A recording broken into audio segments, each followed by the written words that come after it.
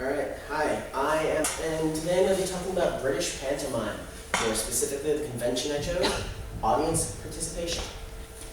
So, British pantomime, that's commonly called Panto, and it dates back to the Middle Ages, and it originates from several different art forms. Some of those are commedia dell'arte and British music hall. Now, it's similar to commedia dell'arte in that it uses types of characters. One example is the dame, who is rude and witty and rather silly, but they're always on the side of good, so to speak. And you have the baddie, who is basically the villain. It's relatively self-explanatory in that one. And there's others. There's the hero and the heroine. And also more important for today is the audience friend, who basically tends to do most of talking to the audience, though other characters do so too. So, today, Panto is almost exclusively performed in the holiday season, so from around early November to early February, you can wiggle a little bit in there. And they're mostly based on fairy tales or nursery rhymes, and they're often rather loosely based therein. So some performance conventions. You have slapstick, which I'm not doing today, but it's physical comedy. It's a fairly important one. But what I'm going to be doing is audience participation, wherein the audience participates. Okay, so it's a distinguishing feature of Panto, audience participation, and almost entirely non-existent outside of it. A notable exception being the cult hit Rocky Horror Show. They can take several forms. So you have the oh no and the oh yes, which is one thing, where a cast member gets into an argument with the audience, basically saying, oh no it isn't, to which the audience will reply, oh yes it is. And the cast member has their say in how long it goes on. It can go on indefinitely unless someone intervenes. And another example is he's behind you, wherein the villain is attempting to sneak up on the hero, but fails to do so because the audience warns the hero that they are being snuck up upon. And finally, you have it's over there, when the hero needs to locate an important object or treasure of some sort in order to further the plot. And the audience tells them where it is, either because they see it from the angle or because previously it was shown to them by another character.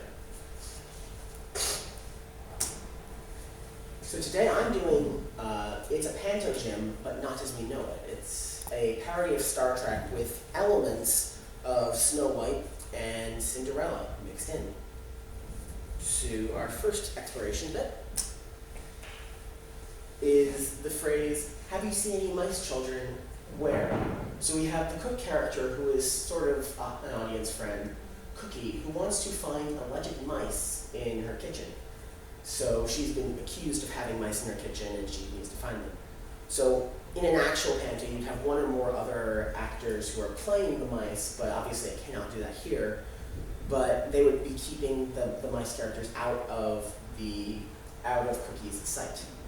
So I wanted to ensure that the audience knows they're being addressed. So I would raise my voice a little bit, so after talking to someone who would accuse me of having mice in my kitchen, I would say, have you seen any mice, children? Then I would look around while the mice moved behind me. Where? As you saw there, I also used hand gestures. So I'm going to use hand gestures like, where is it? Because it is a comedic performance trait. So you have, in the end, you have you seen any mice, children? Where? So, next piece of the play we're going to look at, wherein Captain Nurk is trapped by the evil queen's ball and chain, but she hid the phaser when the audience was looking. It's in the room that Nurk is in. She left it alone. So the audience knows where it is. Nurk does not. So the audience would tell him where it is. So he would say something along the lines of, if only I could find my phaser.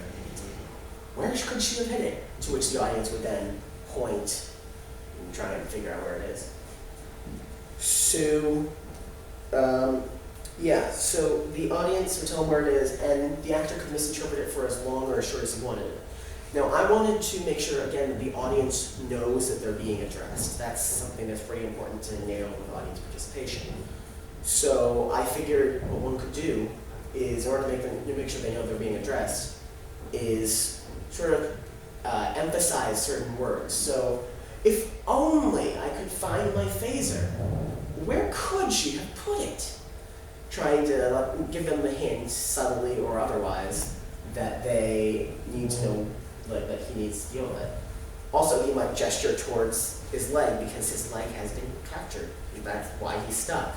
So if only I could find my phaser, where could she have put it?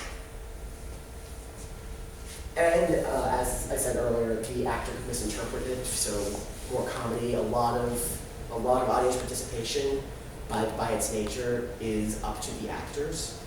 So because the audience is pretty much entirely unpredictable by the actors, the actors have to be able to compensate for more or less reaction. If the audience is enjoying themselves, so if they're like, oh, it's over there, then the actor could have a good old time on stage, romping around and saying it's a different place. But if the audience is sort of bored, the actor has to be able to perceive this and change their actions so they can move the play going. Now, our final one is a little bit longer. We have two characters, which of course I am not, so this is going to be a little bit strange, but we have a conversation between Prince Charming and Captain Nerd, who has at this point escaped. And he's searching for a prince to counteract the evil queen who is from Snow White, so she used the poison apple trick. Counteract that curse. And so he encountered Prince Charming after sarcastically calling a child charming. So, so he inversely gets his attention, and the prince is trying to convince Nerd that he called him charming, even though of course it's not him, but the child. So, because of the improv here, again, you have this conversation. So you would have the prince be like, "You called me charming," to which Nerd would be like, "Oh no, I didn't." And then this is where the prince has to get the audience to know that he's talking to them. So it's like, "He did, ladies and gentlemen." See that arm gesture here? Trying to get the audience to know that they're being talked to. So, "He did, ladies and gentlemen, didn't he?" Then with the audience, this is their cue where they would say, "Oh yes, he did." Then Nerd would respond with, "Oh no, I didn't." And the audience would continue on with, "Oh yes, he did." Now, something that I saw, I watched a couple of videos, none of this, those don't exist, but there are videos of other places, very similar things. This is a fairly established convention where they get more and more exaggerated. So, "Oh no, I didn't," he would start, "Oh no, I didn't," he might start out with. But then after the next event, "Oh no, I didn't," and then just keep going until he's waving his arms ridiculously. So, "Oh no, I didn't," until eventually they would end up stopping, depending again on the actor's choice and the way that he saw things, and just how the audience was going. So, reflection. This was actually a very interesting project. As an inquirer, I researched it. This is something that's pretty much unheard of around here. I certainly haven't gotten to see anything like this ever.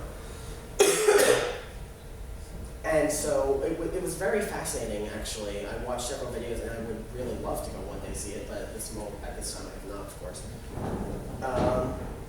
And knowledge, I extend my knowledge. I didn't know anything about this. I had heard of Pantomime, but I kind of thought it was like miming in the stereotypically French sense, but it was not, very much not. Helped me be open-minded because it is so different.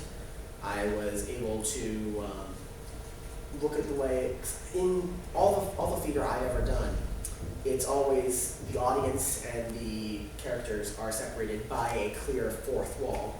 So it's a very big change for me. And as a risk taker, for this project, I worked independently on it. This is one of the first independent research projects I've done, like the second actually. but I haven't done that, and I haven't done it for a presentation. I have done research for a paper, but never for a presentation. So that was a risk for me. And there was a relative lack of sources, just scholarly at least. But between various videos and whatnot, I was able to get it done.